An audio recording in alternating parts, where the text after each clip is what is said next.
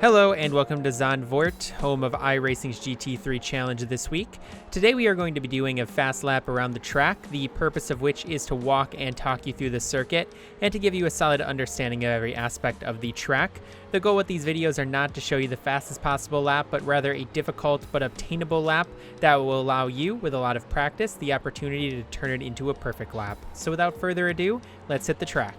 So just before I hit play here and we go through the lap, I just want to reiterate that this is a hard track. It is a very demanding technical track, and plus 90% of the track being banked definitely exacerbates that issue. Something like Road America, while hard, was eventually able to get solved for me personally, and I think a lot of you had that same experience of being able to figure it out. This track for me personally is very much a struggle, so this is not going to be my fastest lap I can possibly put down. This is just going to be a lap where I'm going to be showing you kind of generally what you should be doing, and then from there you can figure out exactly what you should do differently or how you can improve, meaning getting on the brakes sooner, getting on the brakes later, faster through corners, things like that. And you'll see there's a couple of times where I slide through corners, things like that, but this ended up still being my fastest lap, even going through and trying it more. So I want to go ahead and share this with you, and I'll explain what I'm doing in every single corner, just like I've done in the other track guides as well. So let's go ahead and just get started here. So initially what we're going to be doing is we're just going to be heading straight down the straightaway here. Going to be getting up as fast as possible. So going into this first turn, what we're going to be wanting to do is we're going to be looking at that 100 symbol and then the turning symbol that's between the 50 and the 100. You're going to want to brake somewhere between the 100 sign and the turning sign. Now I try to brake closer to the 100 just because I feel like if you get a good exit off of the final turn of the lap, you actually get a lot of momentum, and it's better to get that slowed up and wound up a little bit quicker. But if you feel like you have a little bit more control on your car or going a little bit slower, things like that, you can adjust that braking point, but definitely try to brake somewhere between the 100 and the turning symbol. So on the brakes here. Now this track, you're going to want to stay far out and then get in and take advantage of the banking on this turn pretty quickly. So utilize this to hit the apex and then get out of the turn as fast as possible. I probably didn't get out here as fast as I possibly could. So that is an area where you'll be able to improve on. So see, I could have probably went like right there, but I held it a little bit longer just to get through a little bit safer.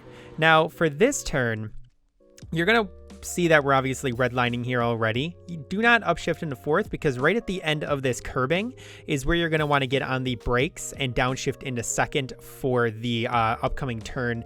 As you can see, we're on the brakes even a little bit before the curbing. I kind of, between where I'm braking now and the end of the curbing, it really depends. Sometimes I brake a little bit later. I find that more effective. Braking a little earlier can be more effective. I really think it's how much speed you're going to be carrying through from turn one there is really going to impact where you're going to be wanting to do it, but don't do it any later than the end of the curbing here. So we're going to be getting down into second here. There you can see I slid a little bit, but we're going to be wanting to just accelerate through in between these turns here, and then getting on the brakes about here, more or less. You might even be able to get on a little bit later if you're feeling a little bit more confident than I do through here. We're going to get down into first though. We're going to hit this apex. Now you can treat this as a single apex or a double apex. So we're just wrapping our way around this, and we're going to be accelerating right at when you can see this sign that's in front of us. Once you can see any part of that sign, it indicates that you are good to go.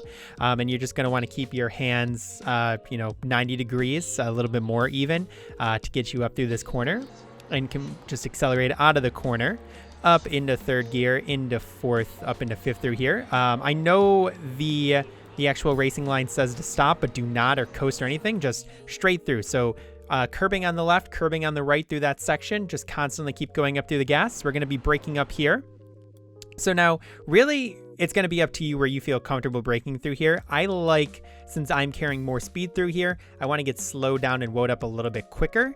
but I'm going to be on the brakes about there. I know you can get on the brakes a little bit later up towards the edge of this guardrail here on this access road. I have tried that. I cannot get myself woed up quick enough to make that constantly successful. So I brake about here, which is, whatever, 15 feet further back. But we're going to get down into third. We're just going to coast a little through here. Now, if you're kind of getting pushed out to the outside, it never hurts to get on the brakes just a little bit, like 3 to 5% or so, something just to keep yourself woed up and to get yourself around this arcing. But you're not going to be getting onto the gas until we hit this curbing up here. So on the gas, just full through this corner up here, up into fourth gear. And now for up here, we're going to be wanting to get on the brakes.